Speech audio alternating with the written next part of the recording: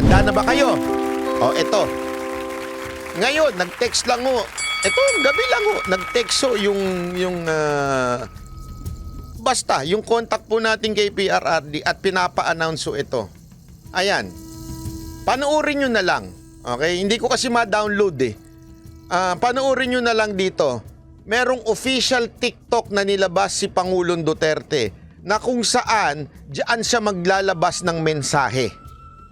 Personal, mukha niya.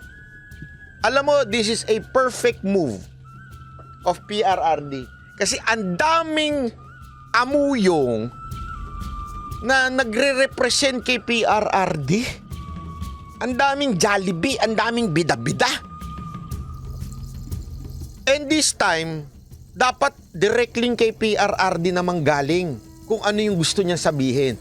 Kaya mag-follow po kayo dito sa Rody Duterte Official. Okay? O magtataka kayo ba't di ako nakapalo kasi hindi po ako nakalagin sa Facebook, sa ano ho yan desktop, hindi po ako nakalagin sa desktop. So ayan po Rody Duterte Official. Yan po ang kanyang TikTok. Okay? Pina-announce po yan ng mismong kanyang secretary. So yan po ay official. Sinasabi ko na po sa inyo yan. Nakita kong post ni Kitty yan. Oo, may TikTok na si Tatay Digong. Kaya dyan po kayo mag-follow.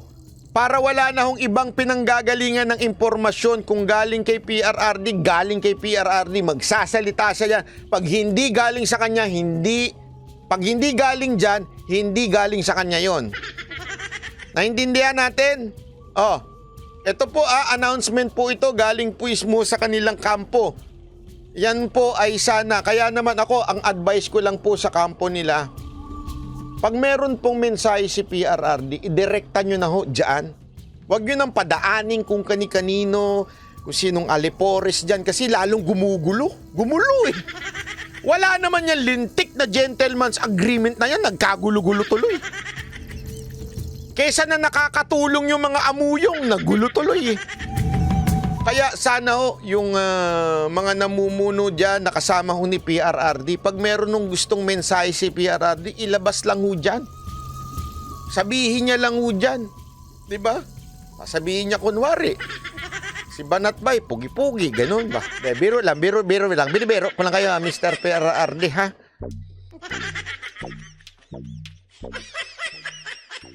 So sana po ay i-follow nyo po yan. Rody Duterte Official sa TikTok. Kung wala pa kayong TikTok, may madali lang naman po. Pwede nyo naman i-connect yung iba nyong accounts mula sa Facebook. Ayan o, ayan na, pinost na ni Ann Harot. Tinan mo, ganyan kasip-sip si Ann Harot sa atin di ba? Hindi, mabait yan si Ann Harot Ano lang talaga yan, atrabida lang talaga yan, pero mabait yan. Ha? Ann Harot, magpakita ka na nga sa amin. Meron na kasayang surprise. Sige na. Ako magbibigay sa iyo ng Ray-Ban. Hiyang-hiya na ako sa iyo. Ayan ha. Ayan na po yung pinost ni Ann Harot. Yan po yung TikTok na yon. Opo, mag-download po kayo yung mga yung mga wala akong TikTok. Alam ko marami ko sa atin medyo sanay kayo sa Facebook, di kaya sa YouTube. Mag-download na rin po kayo ng TikTok para eventually sasayaw na rin kayo ng tinitigan mo. Maraming mga loko-loko dyan. Biro lang Mag-download po kayo ng TikTok tapos i-follow nyo po Rody Duterte Official. Naku, sabi, nakaban ang TikTok dito sa Jordan. Naku po, patay tayo dyan. Wala tayong magawa ba? Pagaganyan. Hindi, ganito na lang. Pag may mensahe si PRRD dyan, ipapalabas na lang natin dito. Ha? Promise.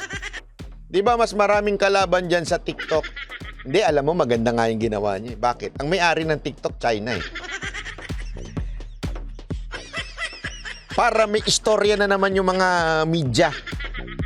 Sabihin nila, bakit may TikTok si PRRD? Kasi sa China. Di ba? Alam mo naman yung mga katulad nila Hedarian tsaka mga katulad ni Mark Models of Manila Iyan Nabi, maraming salamat po. Di ba? Okay na, tama na. Marami na itong usapan na natin. Maraming pong salamat ha. Kita-kits uli tayo. Sana po ay subaybayan nyo pa rin po ako bukas kung tayo po ay makapag-live. Thank you very much po. God bless everyone. See you again tomorrow. Bye-bye. Hindi naman ako, no. It's the act of the President. Correct. But behind that act of the President, I will educate you. Hindi akin yan lahat. I cannot make a move relative to the security of the country without asking the military and the national security public.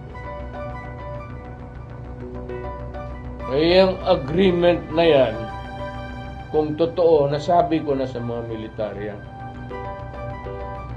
you should not keep anything secret when you're talking about the national security. Ang mga military nandyan talaga yan. Nandyan man si Anyo, he was my national security advisor. Advisor mo yan, Bongbong. Tanungin mo kung mayroong bang gentleman's agreement.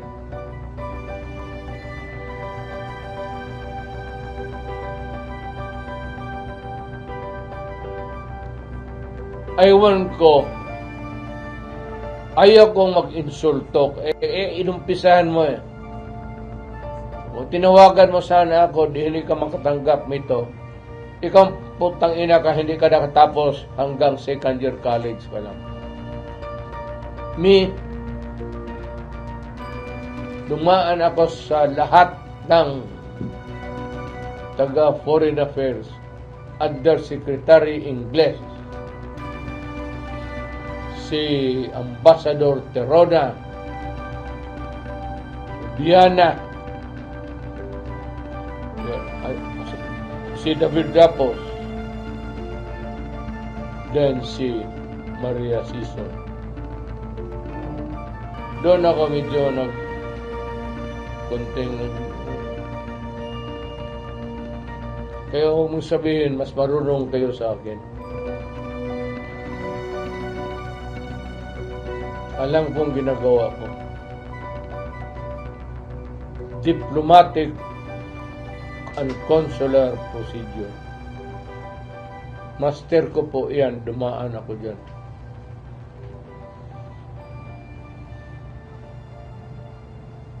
Any question? Okay, questions. Edith? Okay. Dermelina Laporte from Inquirer. Mayor, I just want to know sa inyong recollection po, was there a recent agreement and was it binding? If you are looking into the documents, that means that there was a written agreement.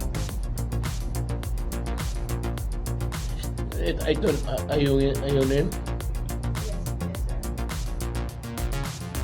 And also, sir, Maraming agreement, Iha. When you're dealing with the foreign relations, maraming agreement yan. Not only with China, but with all of the mostly Asian countries. Hindi basta-basta na lang sabihin mo na once upon a time. about what Harry Roque, former spokesperson Harry Roque mentioned, that the agreement banned the gentleman agreement, parang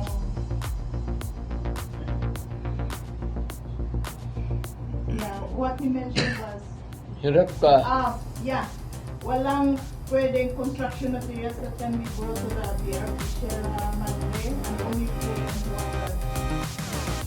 Yun daw ang content ng agreement. As is where is nga. Yeah, so, You cannot bring in materials to repair and improve. okay. So, Wala totoo- yan. So, totoo, Mayor? Totoo yan. na mayroong agreement. No agreement. As is, where is. So, bawal ang construction materials. Well, ganun. As is, where is nga. Kasi kung Sierra Madre pa lang, if allowed, matagal na na-repair yan, nakauwi na yan dito. And is it binding sa present administration? Well, if it's brave enough, kaya gusto ko sabi ko, nandyan mo kaya yung Amerika, why don't the Philippine Navy get itong panghila at repair it? Or, wag na yan. Nandiyan pa kaya ang Amerika? Occupy the islands and drive the Chinese away. Mayor, in the context of Secretary of State was, given the as is where it, so the ship there will be allowed to rot in time because no repair is allowed, and which the President, which Marcos said, that is very alarming because if you cannot repair it, if it will rot there, it will be destroyed, then we have nothing there. Kaya ito sabi ko kay Marcos, stop complaining and expounding on it. Do it and repair. Yan ang sasabi ko sa kanila. I challenge them na sila man ang nasa gobyerno ngayon, di i-repair nila at gumawa sila doon ng mga bahay-bahay kung saan. If they are really ready for that. Gawain na nila ngayon gusto nilang gawin.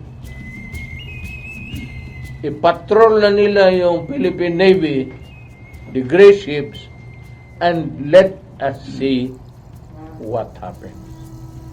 Tapos na kami. Kung sabihin ni Marcos, all of your past presidents were failures. You didn't do anything about Sierra Madre. Mr. President, I am challenging you to go to Alonan with the other ships and repair it. Yan ang dapat following your di subukan nila. Kami takot. Ayaw namin ng gera. Kung sa kanya, hindi ba kagera pagkos andyan yung Navy, di gawain mo.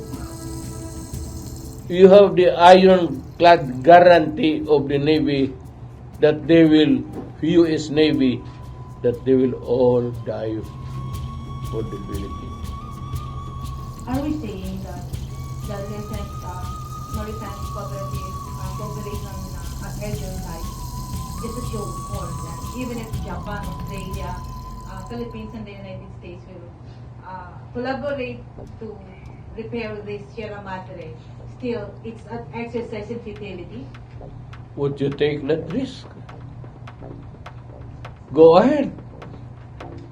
Bring in Japan and the rest of the ASEAN countries and let us see what happens. Are you saying there will be a bloodshed? The what? There will be a bloodshed. War. Oh, wala akong sinabi. Sinabi ko lang subukan nila and see what happens. The way you listen to President Xi during your meeting, he said you can do this because there will be this possible war. One word lang. Nandyan kami lahat. What was it? Do not do it because there will be trouble. It was heard by all. O ba ito? So it was a stern warning from China. Well, that was the reply. If it's a warning, well, ikaw na bala. You interpret. If you were to advise the Philippine government in this era of Philippine government's position on the West Philippine Sea, and if you are asked to a 1 cent opinion, what will you tell the Philippine government, or what will you tell the Filipino people given these conditions? My advice would be totally irrelevant. Sila ang magtanong doon sa Amerikano. Sila kasi ang gumagawa. Hindi naman ako, bakit ako yung mga iban. Mayor, pwede mo balik lang po. I just want to make clear. So you said that where is, as is, where is, there was an agreement. And was it written or verbal? Verbal only? And Verbal. Verbal. Walang written sa amin pa na. During my relations with China during my term, walang written except yung mga trade which were signed by the undersecretaries of the particular department concerned. Nasa tabi lang ako, kaming mga... it's not binding. It's not binding. No, it is binding. Just because it was not signed, other trade agreements signed are binding sa atin. Hindi man kailangan ang presidente ang pupunta doon. Okay. Thank you, Dermelina. Sir, You cannot put to task the president to sign all agreements with all other countries because that would take. Kaya may dala kang mga diplomatic trade undersecretary, trade secretary. Sir Al, I am just asking you to exactly, meron ka mang recorder, quote me exactly para walang misconceptions, misunderstanding.